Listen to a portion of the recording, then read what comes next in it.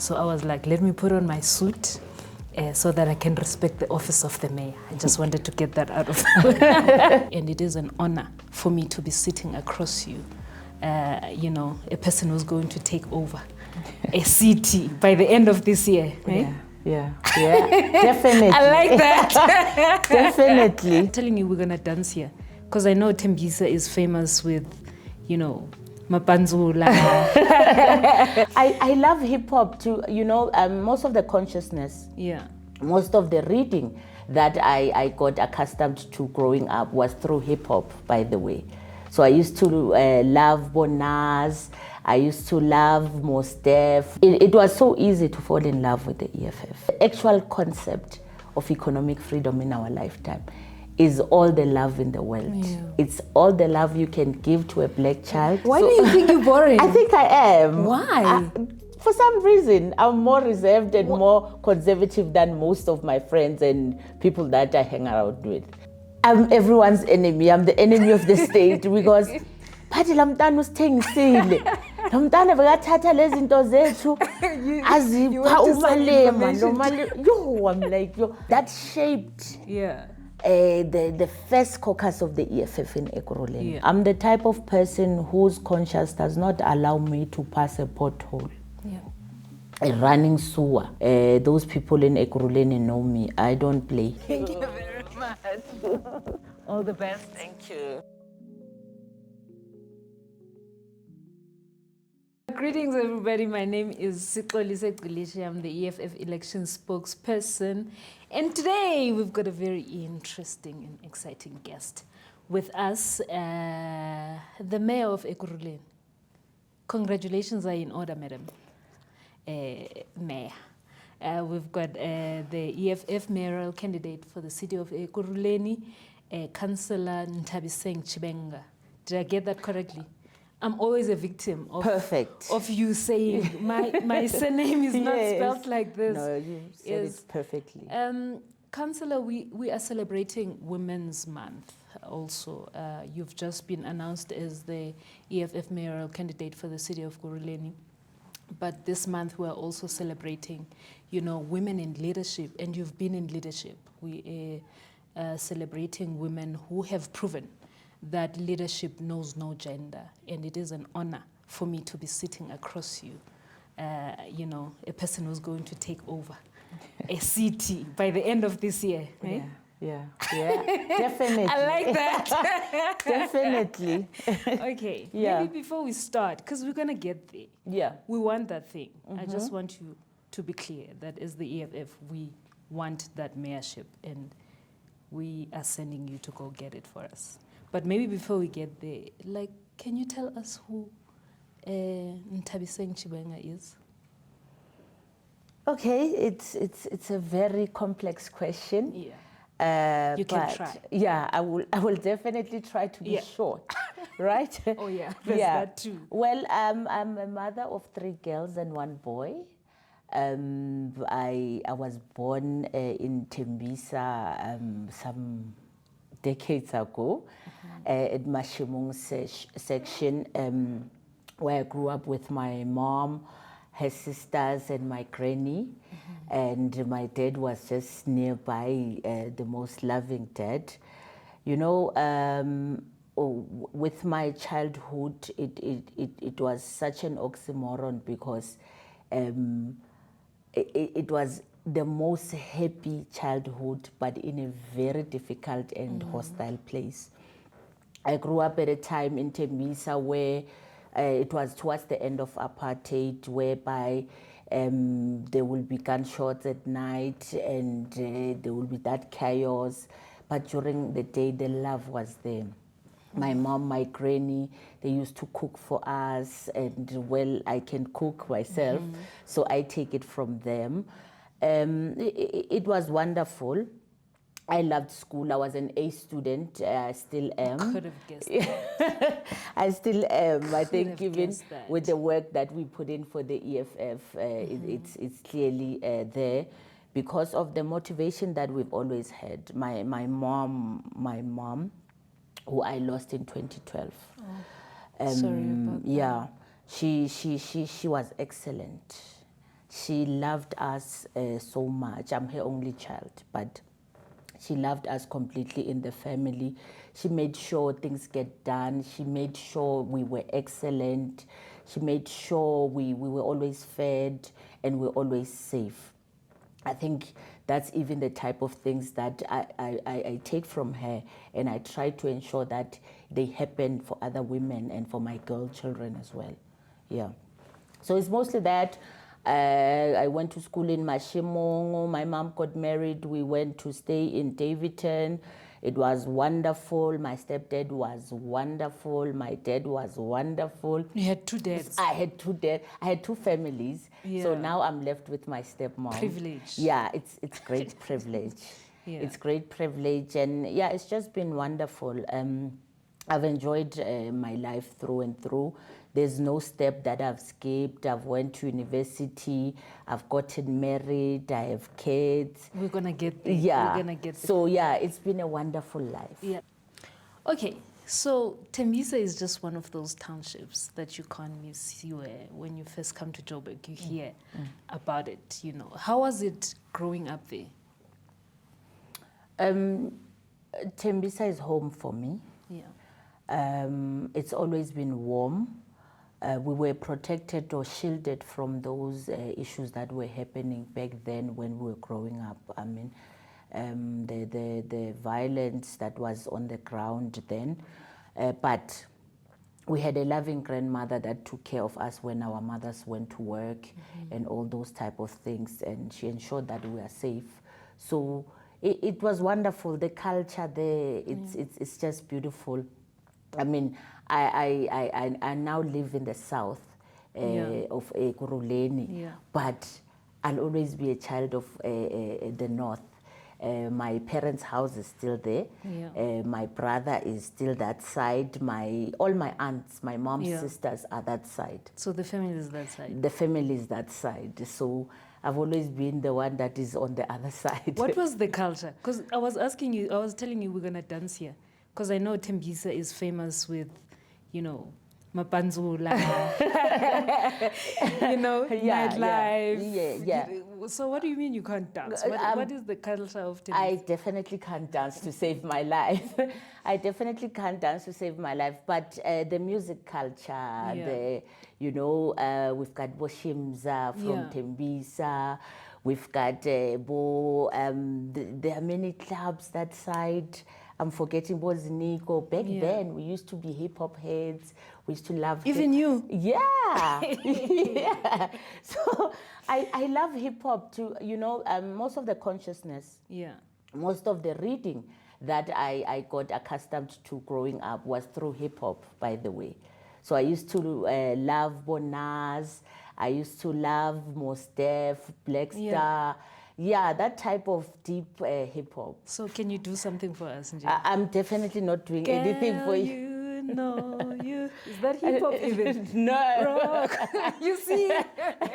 I'm from a different culture. Yeah. So the local culture, mapanzula, and all that. So it's music mostly, the arts mostly. I was a star athlete at school as well. Okay. So we would go to those games for schools. They call them inter-high in the privileged schools. So we used to go to that.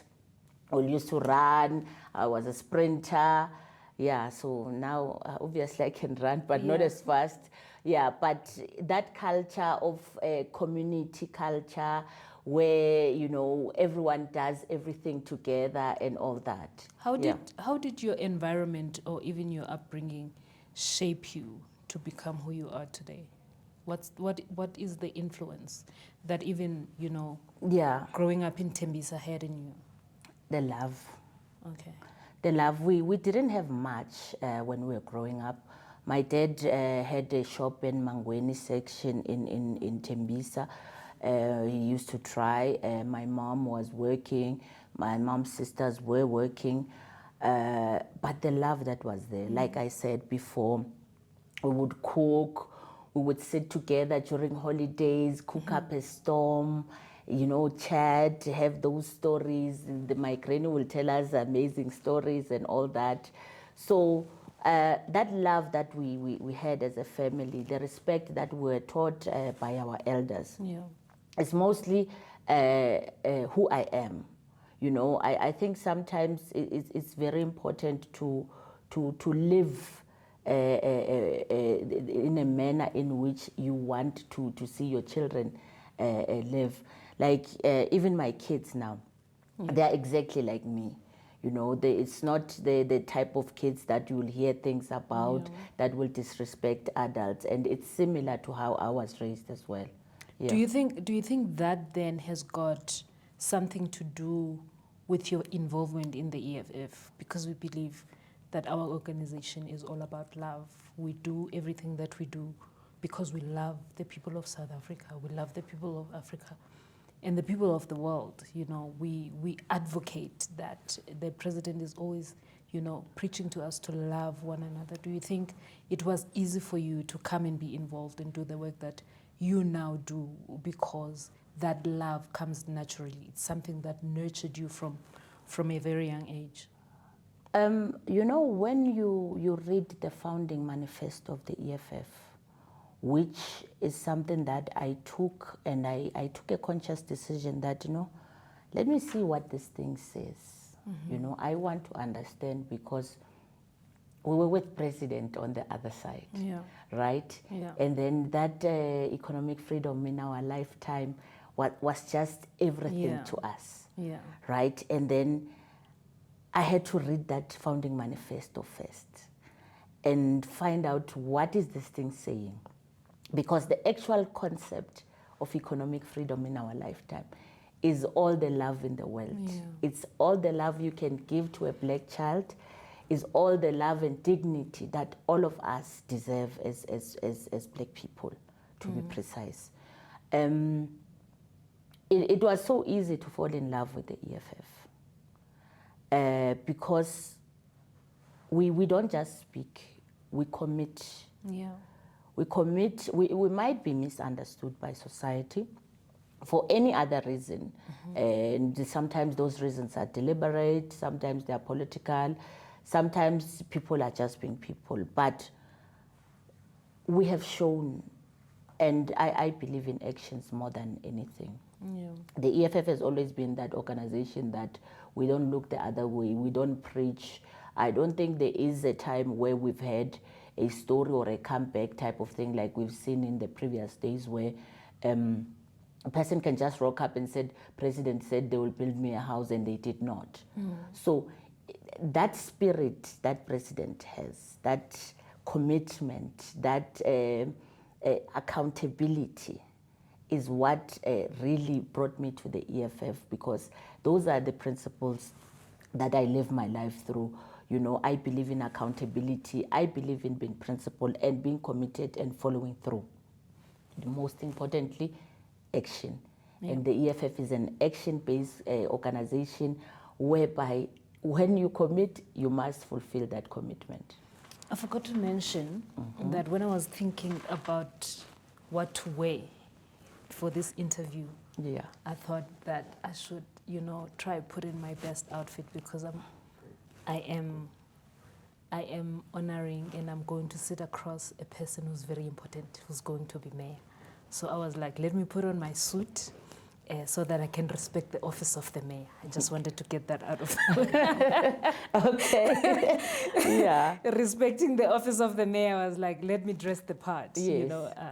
But tell us, Mayor, what did you want to be are you anything close to what you wanted to be when you were growing up in Nthabiseng and Davidson? Well, I'm very far. What did you want to be? I wanted to be an electrical engineer. Oh my God. And then I did do electrical engineering in my first year at UJ, light current.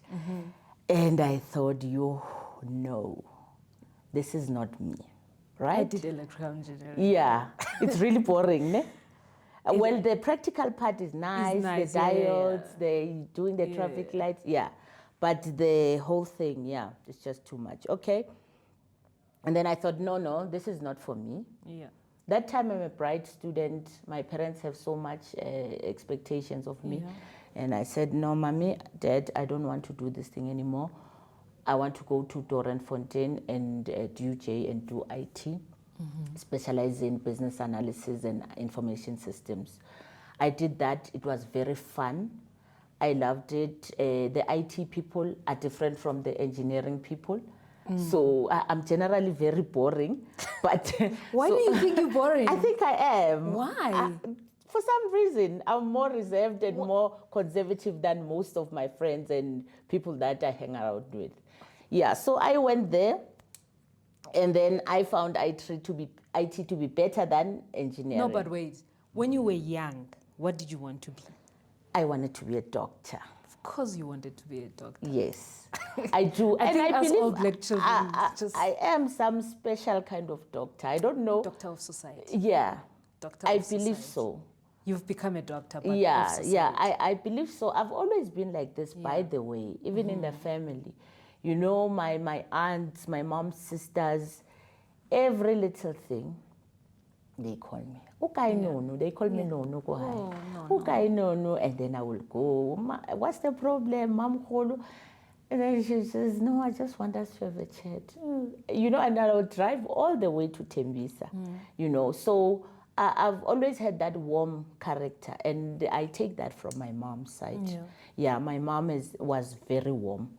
So I wanted to be a doctor, maybe a medical doctor of some sort, maybe a surgeon, but I'm a different kind of doctor now. Yeah. On Monday, if I have to declare, was supposed to be my first day of serving my articles. Oh. And the EFF said, also. no, sabela sana. Sabela kunto ezininzi. Talking about your education. Yeah. Here is LLB, here is IT, here is governance. Here, like you're pocketing everything. Like what are you?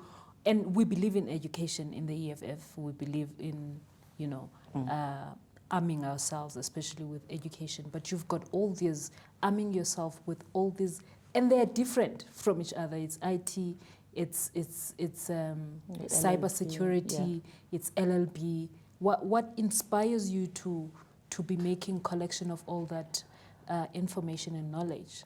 You know, Somlomo, it's very important to be prepared for this life.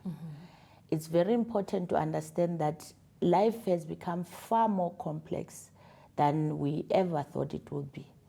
And, you know, when I was doing those qualifications, I thought, you know what, I have interest in this issue. I have interest in this issue. But now, as a whole, life requires you to be an all-rounder. Life requires you to be able, to be able to stand up for those people. And you know where I am, I'm able to be an advocate of a number of people. I'm able to attend to labor issues. I'm able to attend to class issues that affect different societies. I mean, if the worker struggle is something that is very important to the EFF. And my law degree is just perfect for that, right? And now we are faced with this animal called the portal, the MVR, and we're moving to AI, to an age of paperless, what. My IT degree becomes very relevant in terms of that. So those qualifications have helped me to be able to cope and be a step ahead in terms of what needs to be done. So you believe that education or politics must be paired with education? 100%. There is no way you can lead people with a gut feeling, you know, maybe you want to express yourself according to how you feel. Everything must be scientific in life. Yeah, I wanted to talk, maybe before we move to, because you are the first generation of councillors of the EFF. Yeah. But maybe we must just talk about your student life, because that's where you entered politics. What attracted you to politics, especially as a young person coming from Nthabiseng? Because first years, people are thinking about their freedom. People are thinking about nice time and whatever. And here you are trying to enter politics and fighting for the people? Do you think it's something that came naturally, with you to say, I think I belong here, I want to pursue this path? Yeah, my parents prepared for me to go to school. And I have always been shielded by my parents from external factors that were maybe possibly going to harm me. Yeah. So there is me going to UJ. Like what? No teenage pregnancy? Yeah, no teenage pregnancy, that level of poverty, going without, and all that. Because our family has always been small, and they've always been hustlers. And then during our school holidays, we never played, we never enjoyed. We had to go to the shop and work. So we've always had that culture of being in a safe space, thinking that life is about going to school, come back from school, it's school holidays, you go to the shop, you work, you go home, school is open, what. Yeah. Then I get to UJ. I find good abanye abantwana I don't have textbooks. I don't think in our time we were eating noodles. I don't remember what we were eating though. But now I know they're eating noodles. There's a culture of now it's a culture of noodles. I think they actually eat prawns. The way this generation is going. Yeah, too much protein. Yeah, so, and then I get there, I'm shocked by this thing, right? I'm shocked. I met this lady, Batu Ubukelwa. She was from the Eastern Cape. I remember her vividly.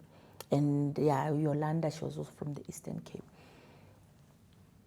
Like, they literally had nothing, and they are girl children. Yeah. And one of that showed me that in life, you will meet different people.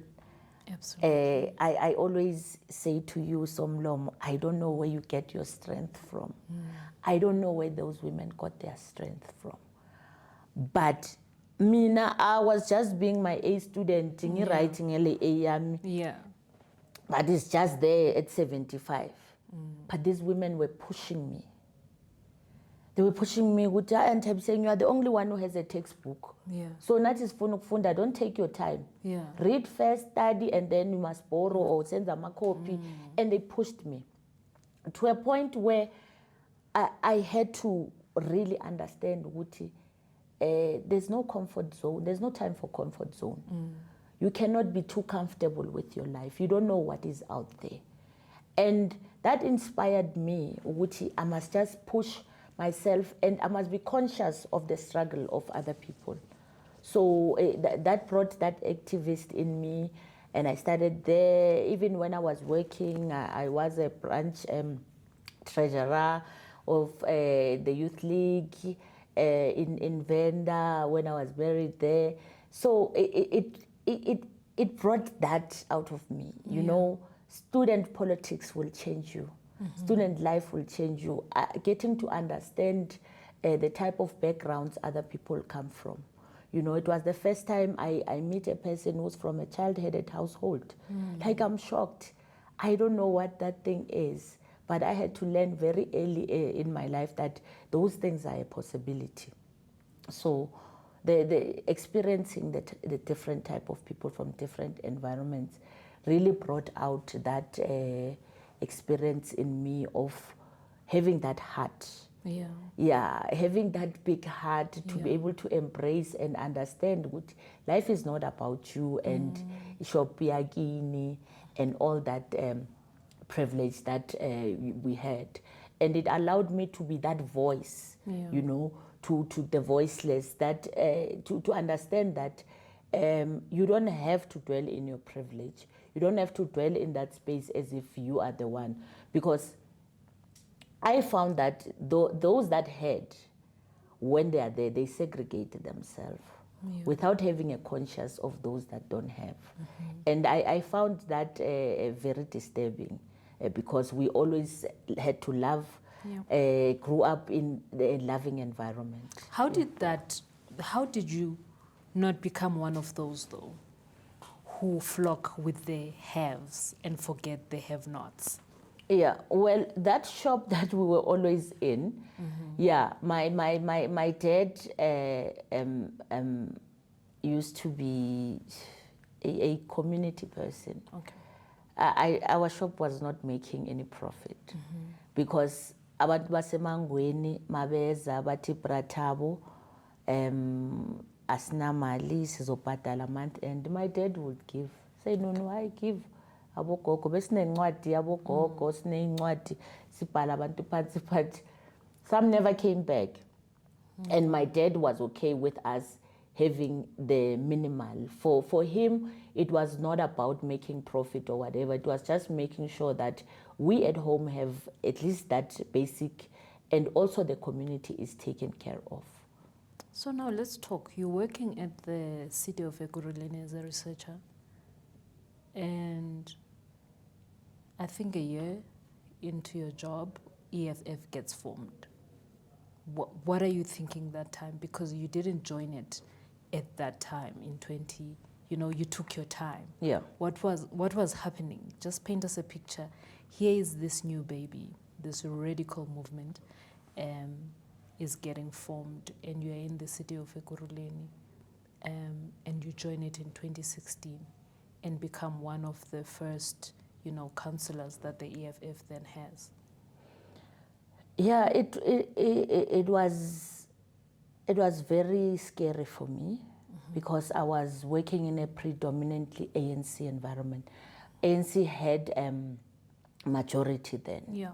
So my politics were still politics of the ANC Youth League. And I think majority of us were still reeling from the shock of president being expelled in the ANC Youth League. Yeah. Like he says, okay, what is to be done? Yeah. Like, siyosala nabobani la? Yeah. Who are we being left with here in the ANC Youth League? Because back then, those were our leaders. President Abu Makaka and Abu Mabe and all that. They were our leaders. Yeah. We didn't know anything more than that, because if you remember, some of us were from the Youth League, Sisasele, Limpopo. Then now I'm back in Gauteng, and there's this thing. I'm working in a predominantly ANC environment. I had just lost my mom, by the way. Oh. It's 2012, and that thing really took a lot out of me. Yeah, she had cancer, so it just took me a while to get over that. But that fear of the unknown, being in that environment, being very vulnerable, it was quite scary. But I had to make a choice, because I resigned from my job as a researcher, by the way. When is this? Tell us that transition of you resigning from your job and making a decision to join the EFF. It's early 2016. Okay. Yeah, so I'm all fine. Like I've said, I've always been that A student, that overperforming employee and all that. I mean, it was in those days that we were giving advice. It was the first year that the City of Ekurhuleni got a clean audit. So I was a researcher for the Municipal Public Accounts Committee, what they call MPEC. So I took a decision. I read the manifesto. I think that the founding manifesto. Yeah. I just took a decision, and it was very tough, by the way, because I remember there was a day where I was putting up posters, and then I had a message from one of the MMCs of the ANC to say, nangu umuntu usebenza e-ofisini lethu, but she's doing EFF things. It was very tough. Yeah. Yeah, but I had a few people now and then that were saying, don't be scared. Don't be scared. And that uncertainty, the unknown, okay, am I going to get in? What's going to happen? I was elected. I was in one of those suburban branches. So I had to work the ground, because the experience that we had from the Youth League helped us to be able to work the ground and to be able to gather the people and get organized. So we quickly got that branch organized, Ward 43 of South in Ekurhuleni. And then Yeah, I was elected chairperson, and the rest is history. But it was very tough. But what are you thinking this time? Are you thinking I'm going to be a councillor? Are you thinking I'm going to be a speaker? No, I'm thinking we are carrying on with this great cause called economic freedom in our lifetime. This generational mission is everything to me. It's everything to me.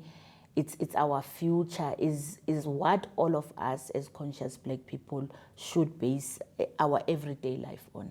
Okay, so now the results come. We go into 2016 local government elections. The results come.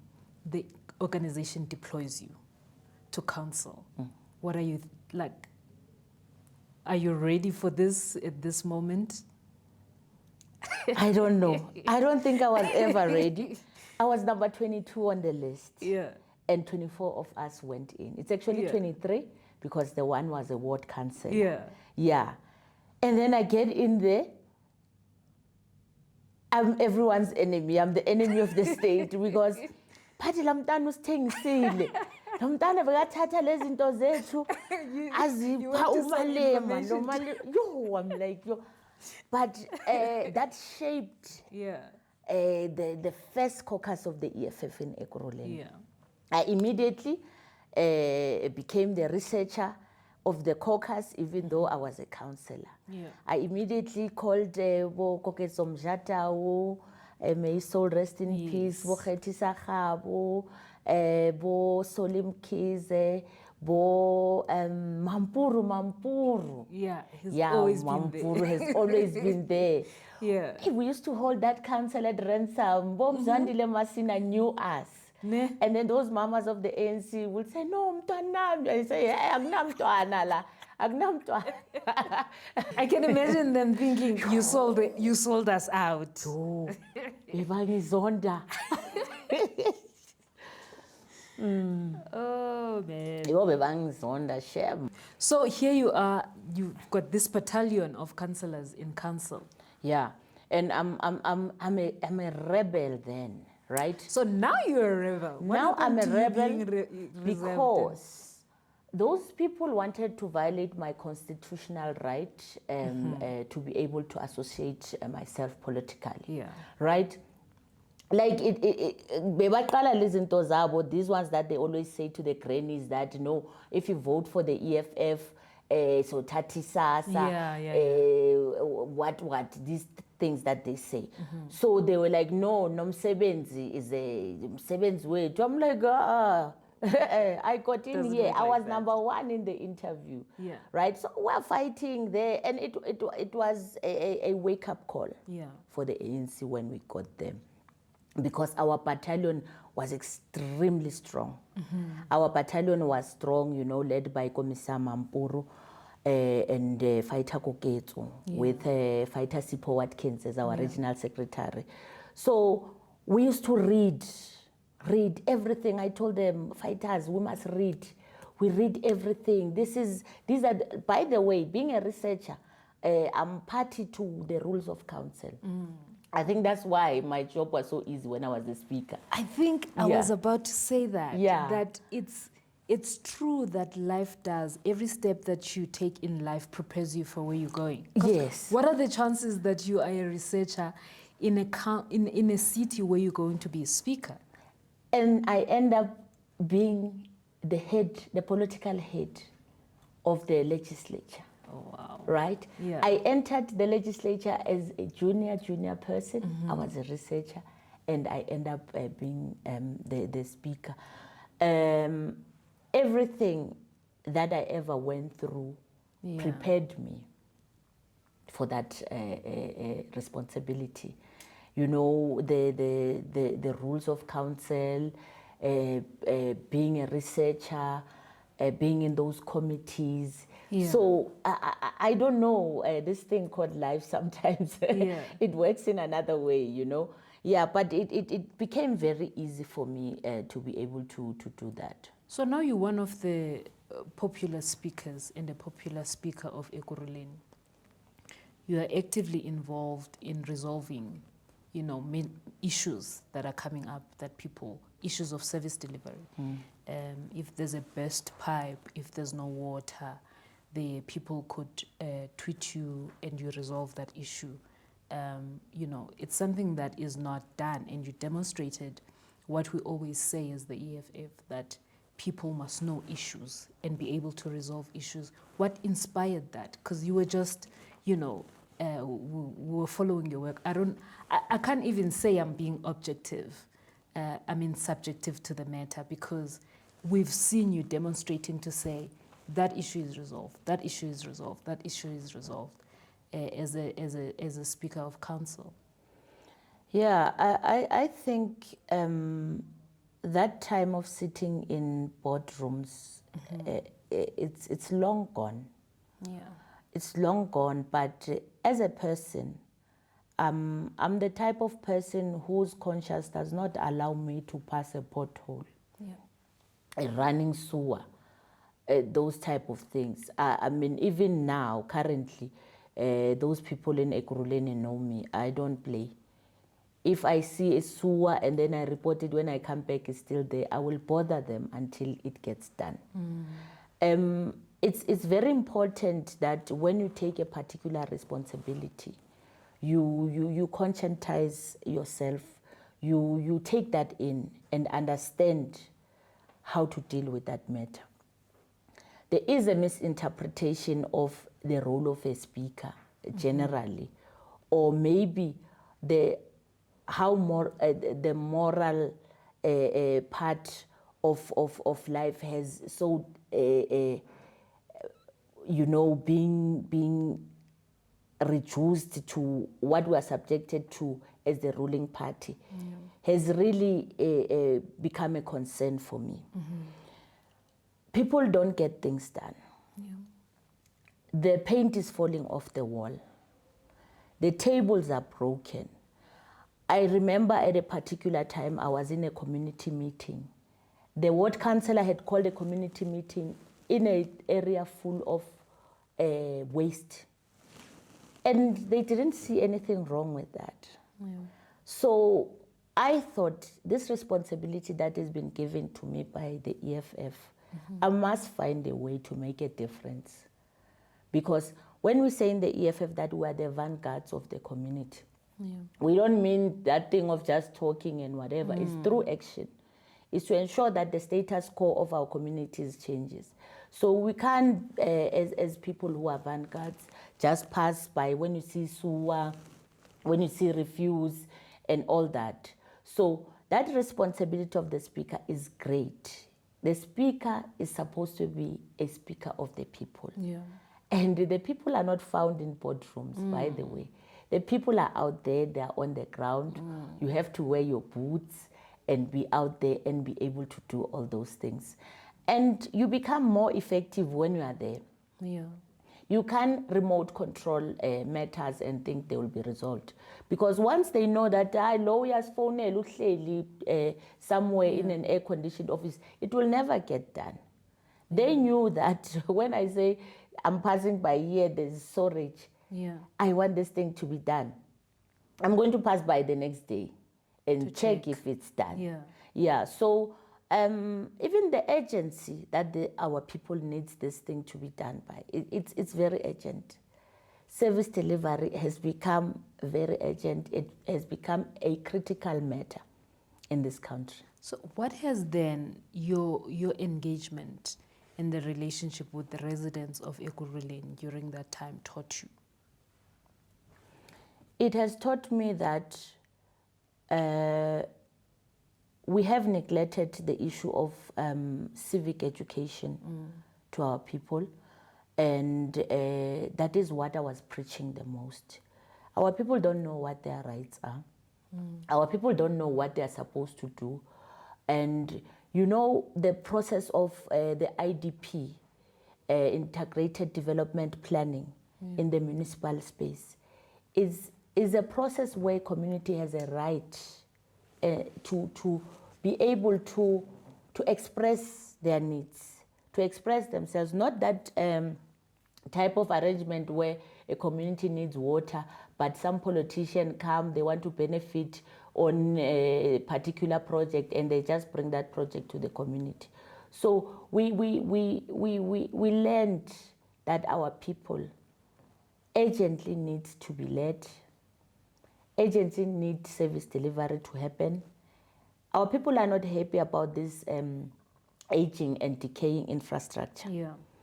Our people really need someone to come out there and rescue them from what they've been subjected to over and over again. But because of the lack of civic education, our people think that if we don't do this, that and that will be taken away from us.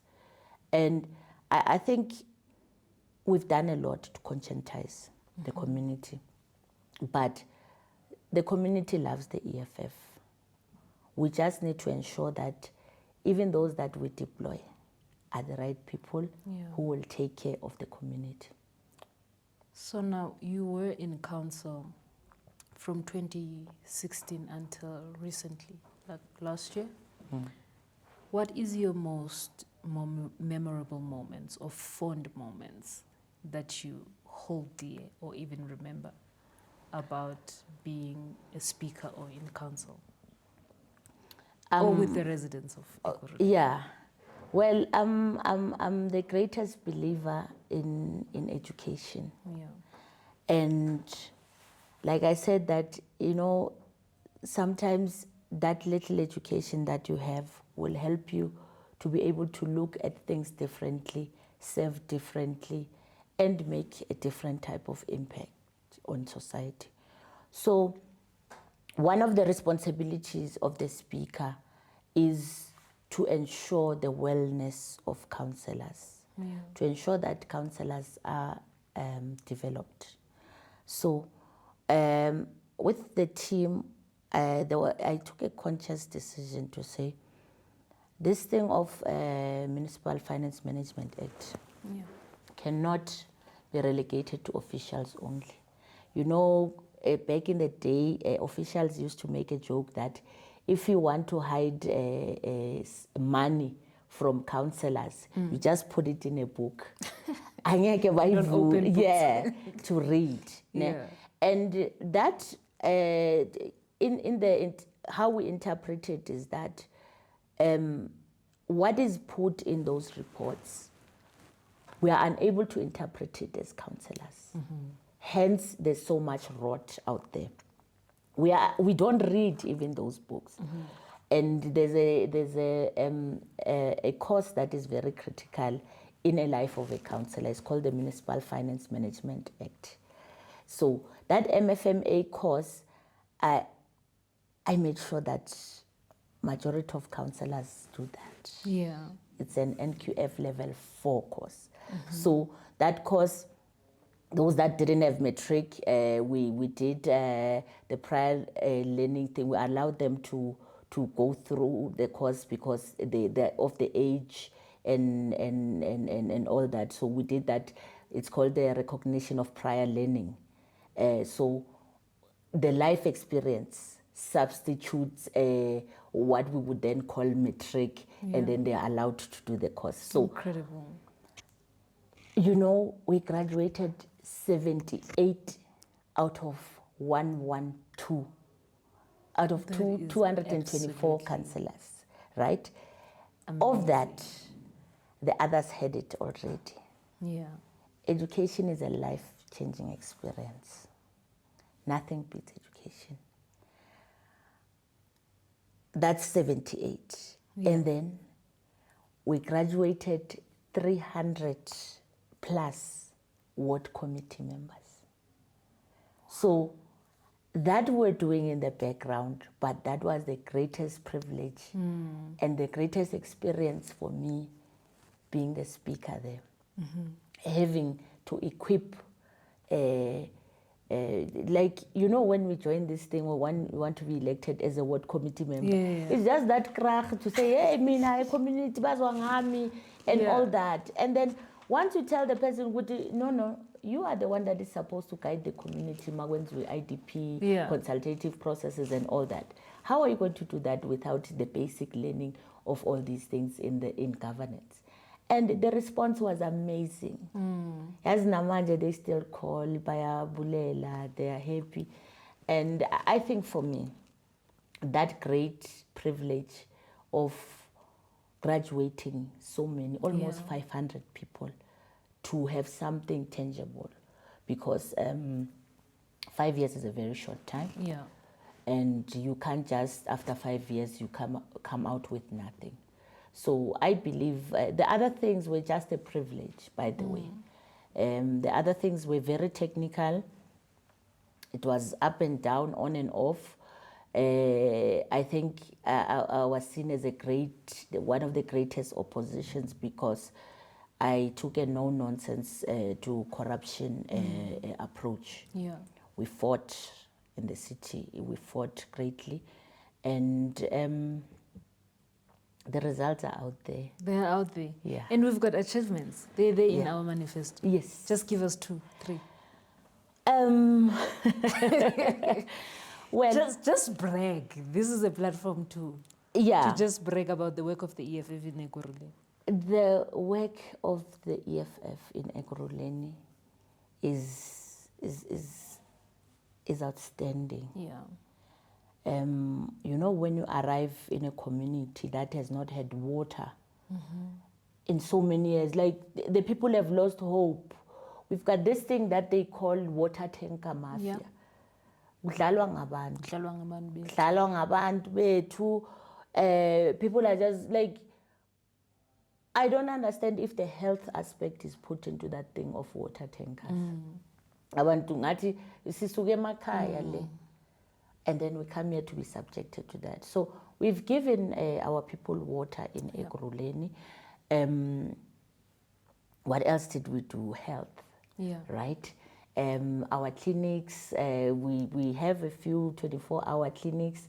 We've ensured that our clinics, the service gets improved. They don't have to stand outside anymore in the tanks. We've put in reservoirs in Liliba.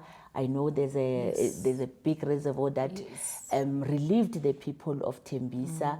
The issue of the finances in the city of Ekurhuleni. You know, there's this We've issue. got multiple awards. Yeah, we've got multiple awards, governance. We've done well, clean audits, back to back. And you know what? This issue of insourcing, we must get it right. Okay. Yeah, because it gives an impression, I'm specifically speaking about us as the city of Ekurhuleni. Sure. It gives an impression that you have to be in government to be able to fight for the public discourse. So we put that motion in November 2022. We were not in government then. Yeah. We're not in government in the city of Ekurhuleni. And the council accepted that motion. And we ensure, well, throughout the years, they've been dilly-dallying about the model. No, let's do hybrid. We can't fully implement and all. But the fact is that the EFF is the one that has been championing insourcing in the city of Ekurhuleni. I mean, we've got now security guards that are going to be coming in. They call them traffic warrant. Yeah. So we have done that. The cleaners in Ekurhuleni now are being insourced. So there are so many things that we have done in the city of Ekurhuleni. It feels like to me you are ready. Like so me and you agreed that whatever journey you travel in life is taking you and preparing you to where you're going. You are ready to be mayor of Ekurhuleni. Well, our greatest hope is that the people of Ekurhuleni have seen the EFF. And I believe that those that have eyes have seen the EFF. Those that have ears have heard us, have heard our message, have seen us fulfilling our commitment to the people. And we never stopped, by the way. We never stopped, even when I was in the legislature, even Sunday. This Sunday. I had a report of a sewer in Winnie Mandela Secondary School. Just next to the school, there's a manhole there that had a sewer spillage. We reported it. The next day it was done.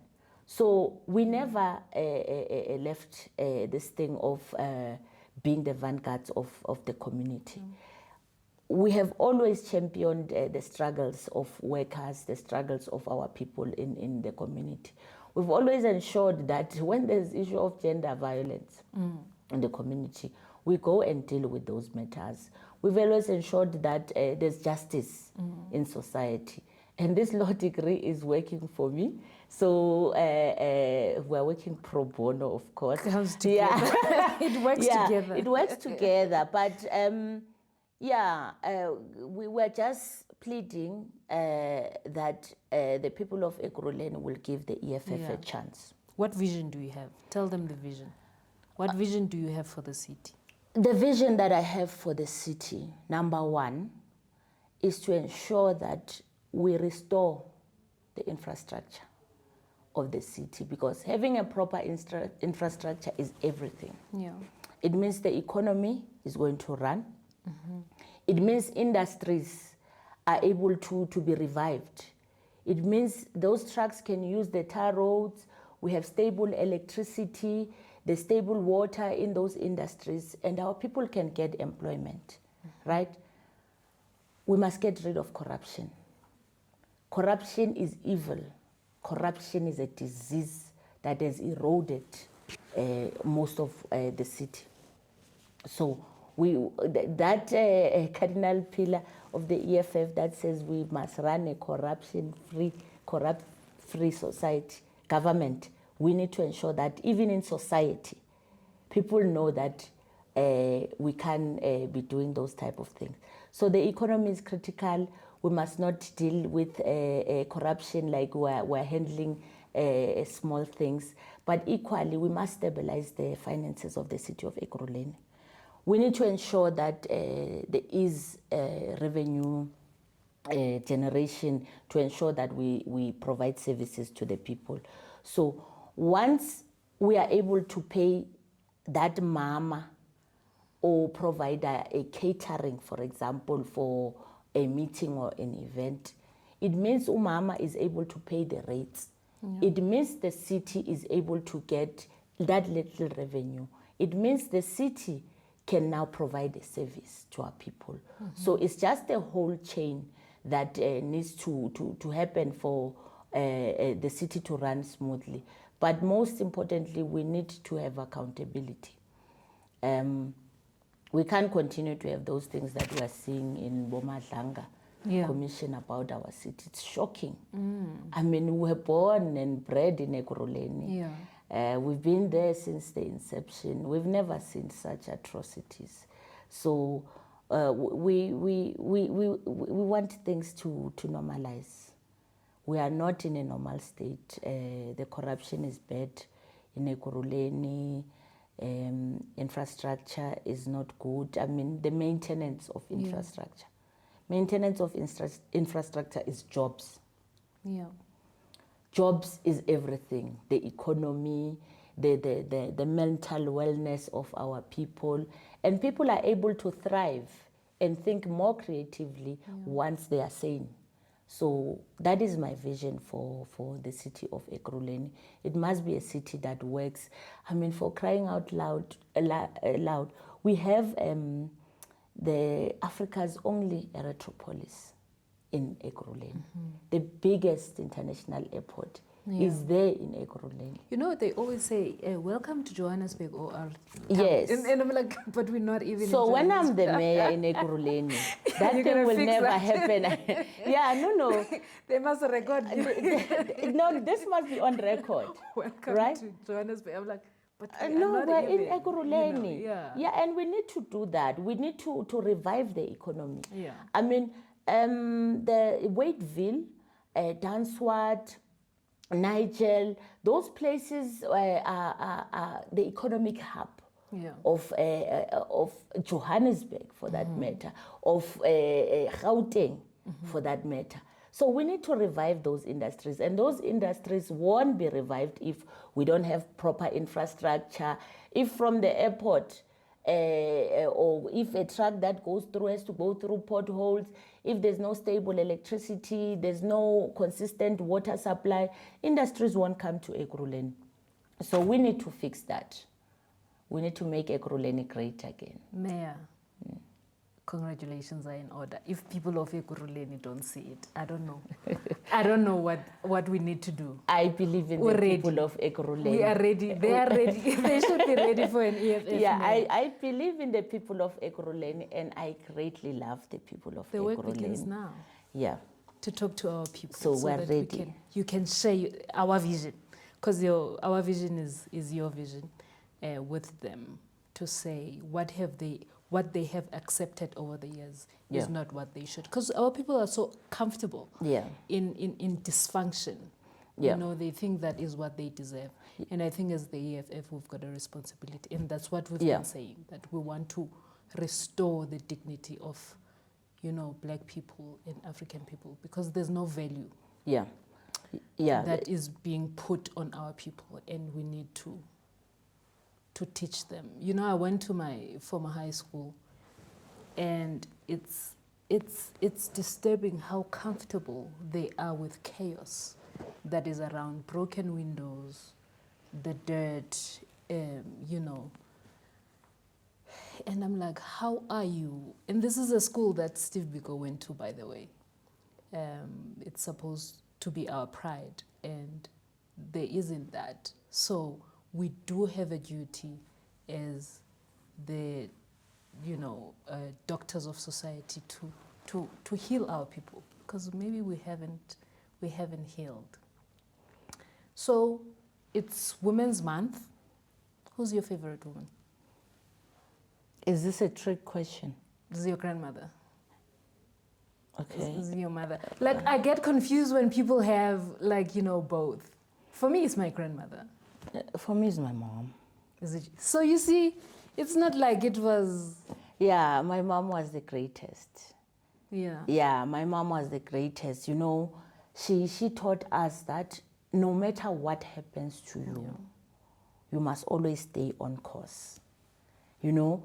Surely she was proud of you. Yeah, I think so. Yeah. I think so. You know, a lot has happened, and a lot happens in politics, by the way. But when you look at the difference we make in society, when you look at that love, you know, abomama abadala abogogo bayeze babambe baqabuze, you know, when you fix that sewer, when you fix that problem that has been prevailing for years, and our people would think this is a big thing, bajabule, and you listen to maybe the voice notes, that love. Do you think she looks at you and she's like, I never thought she would be the person she is? Not in a bad way, but like, how did... Yeah. Do you think she gets shocked, like, every time with everything that you've... Yeah, she was so gentle. She was so gentle. I believe I'm gentle, but there's a time and space for everything, right? Yeah, this morning I was viewing a video of myself when we're debating the amendment of Section 25 of the Constitution, the expropriation of land without compensation act. Hey, I was very aggressive with that. You know, just agitated and all that. But there is time and space for everything. My greatest belief is that we must remain feminine as women. We must remain soft. We must remain a safe space, you know, for women, for children, and society in general. You know, we are referred to as guerrillas in the struggle and all that. But there are young girls in the struggle that you need to bring closer to you and show them what, no, asenze kanje, senza kanje, and all that. So, yeah, you know, she's probably wondering, who's this person? She's wondering. I think, everyone is wondering, who's this person? But, even people who grew up with you. Yeah, no, even people that grew up with me. I loved sports. I used to do ice skating, athletics, a bit of golf, and all those things. Yeah. So elite. Yeah. No, we grew up in a time of transition, right? Yeah. From apartheid to the new democratic dispensation. Yeah. So when those things came in, we were like, okay, the first black people must come and do these things. And my family was very forward. They always said, hey, go and experience this thing and all that. And we were very privileged to experience those type of things. Most people that I grew up with, this is what I love, are able to call me and say, hey, Ntwana, there's a best of storage. And then I say, did you log a call? Yeah. They're like, no, but it's cool song. Why do I have to log? I'm like, log a call so that you can teach another person, right? And they know I've always been that strict type of person. Angtandi ama dablapo and cutting. Follow the process. Yeah. Follow the process so that you learn and you are able to teach, right? So I serve people I grew up with. I serve people I grew up under. I mean, the school that I went to is just here in Benoni.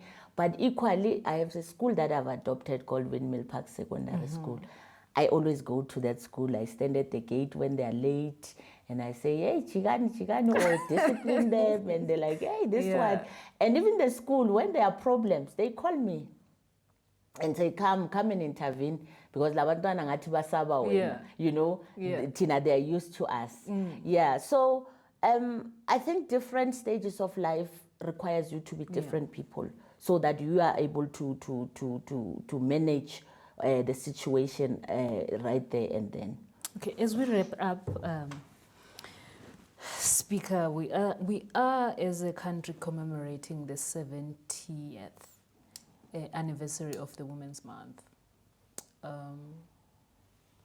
So you told us that your favorite woman is your mother, but what does that event mean to you, and who would you like to honor? We are in the building named after one of our mother, Winnie Madikizela Mandela, and we reflect during this month, and we honor women who have changed our lives. Who do you honor this month? A woman who's inspired you? And maybe if you've got a story to share of something that is, you hold dear to heart that a woman has done for you, that you would like to share with us in honor of this month. Yeah, the question is quite tricky. It's quite big. And me being me, I wish to be given an opportunity to respond to it the way I see it fit. Okay. Yeah. There's no one woman that has inspired me. There are many women that I've been with through different walks of life. The one woman is my mother. I lost my mom at a very young age, but she's the one. My aunts picked me up after my mom passed on, and I became their children. My stepmom just is my mom. I'm left with her. I always say to you, Somlo, and maybe it's not the place. Your strength is something out of this world. How you inspire me, how, I've seen where you've been, what you've been through, and here you are, looking at me, and I'm looking at you like we are here, young black women, in this privileged platform. There are many women that would wish to be where we are, but the opportunity is not there. So it's different type of woman, but I must express that there is no woman who comes close to Mama Winnie Mandela. There isn't. In our culture, a woman doesn't touch a coffin. Umama bega box of the fallen heroes. Like, there isn't a woman that can come close to her. All of us might be smart, might be educated, might speak in different languages, but how she persevered through everything to bring us where we are today. She remained with us. She never left her post. She remained with us, and that thing has taught me, going through the ups and downs of life, where today you are shunned upon, today this and that is said about you. It's very light compared to what she has gone through. Yeah. But she had a vision to say, I must free my people. I must get the land back for my people. And with the work that we do and the difference that we make in society, our spirits remain unwavering, we remain unshaken. We remain resolute because of the love that we've seen from Mama Winnie Mandela. Mama Winnie Mandela was not a person who was saying, yo, abantwana bami, yo, my husband, what. She was saying, my people. Athanda abantwana ngabazi. Just love strangers, whether they love you or not. So for me, it is the greatest privilege to be even where I am. We saw that this thing is possible because of Mama Winnie, because of those that come before us. Because we always thought, these things are for men. It's a man's world. I always wear this thing, a t-shirt that's written, a woman's places in the revolution. It was said by Rosa Luxemburg. So we have a place in the revolution because of her. I see favor. It's not a favor for us to be in a revolution. We know it's a privilege. Yeah. We know it's a privilege and we appreciate that. But Mama Winnie is not a favor. She showed us that we are capable. Yep. That if the man can't carry the coffin, you must pick it up as a woman and carry it. That if the man cannot protect the nation, if Babalekile, then the woman must come and pick up the spear. The woman must come continue. And protect. And it's generally how we have evolved as a society. We did not just become the protectors of society. We did not just become who we are on this level. Because activism before, it was activism, go to abo mama base kitchen, bapegi sopo, to cook. But now we're doing proper things. Yeah. We're able to pick that thing up. We're able to be toe to toe. We're able to understand that, as Black women, we have to be excellent. We have to be 3-4 times more than our fellow Black men, more than white women, more than white men. And that thing didn't break Winnie Mandela. Yeah. That thing made her push even more. If you can see videos of her fighting those apartheid police, and you're thinking, this is a Black woman doing this at the height of apartheid. So what we're doing is very minimal, and we wish that we can be given the privilege to do more, the chance and the opportunity to serve more and more, because our future requires only that from us, for us to be able to serve our people with love and dignity.